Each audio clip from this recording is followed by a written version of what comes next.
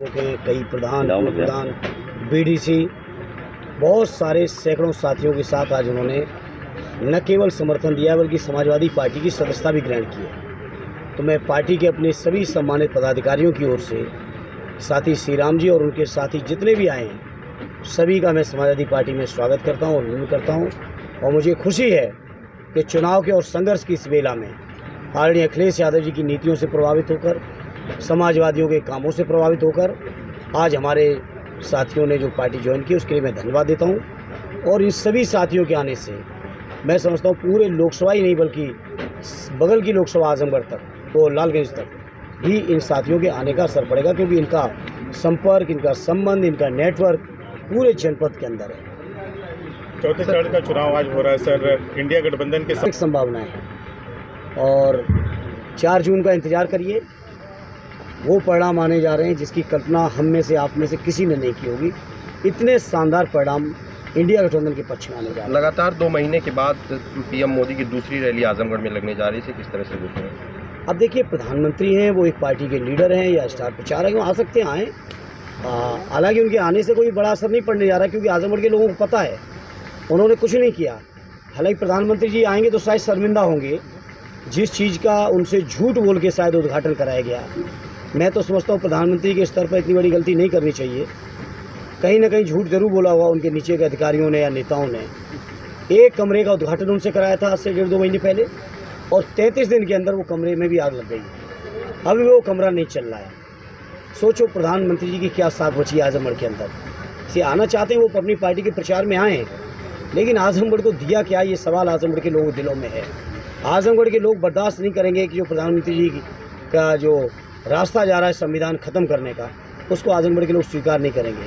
आजमगढ़ के लोग लोकतंत्र खत्म करने का जो रास्ता है प्रधानमंत्री जी का, उसको कभी स्वीकार नहीं करेंगे। आजमगढ़ के लोग आरक्षण जो खत्म हो रहा है उसको स्वीकार नहीं करेंगे। जाति जनगणना पर जो प्रधानमंत्री जी का स्टैंड है उसको कभी आजमगढ़ के लोग स्वीकार नहीं करेंगे। जो अग्निवीर की स्कीम पर स्टैंड है कभी स्वीकार नहीं करेंगे।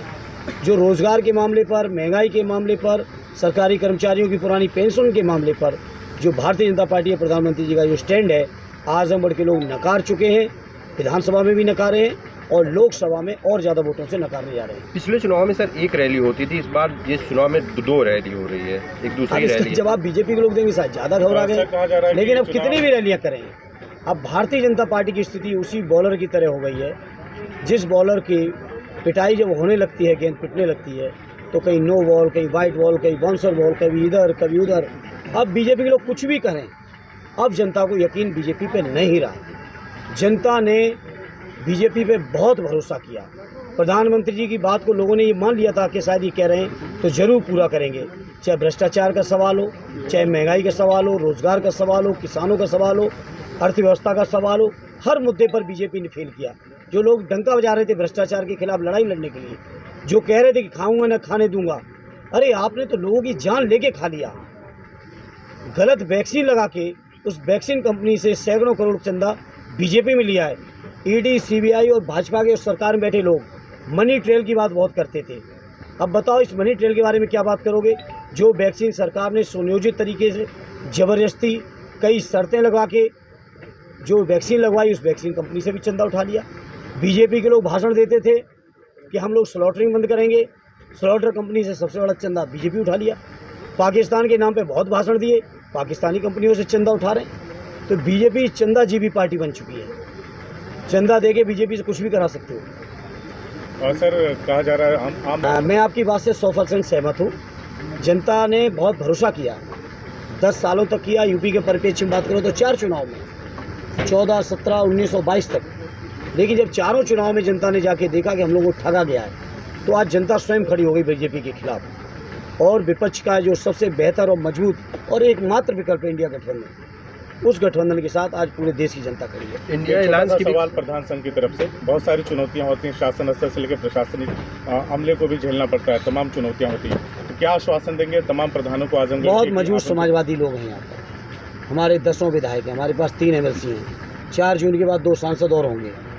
ये सब मिलके अपने न केवल प्रधान बंधुओं के बल्कि आजमगढ़ के किसी भी व्यक्ति के साथ अन्याय, अत्याचार, शोषण हम लोग बर्दाश्त नहीं करेंगे। सर, इंडिया अलायंस की भी कोई रैली होनी है, जैसा कि राहुल जी और अखिलेश जी लगातार देखने अभी हमारे सारे लीडरान 4th फेज में बिजी हैं और कैंपेन शुरू हो चुका है 5th फेज का।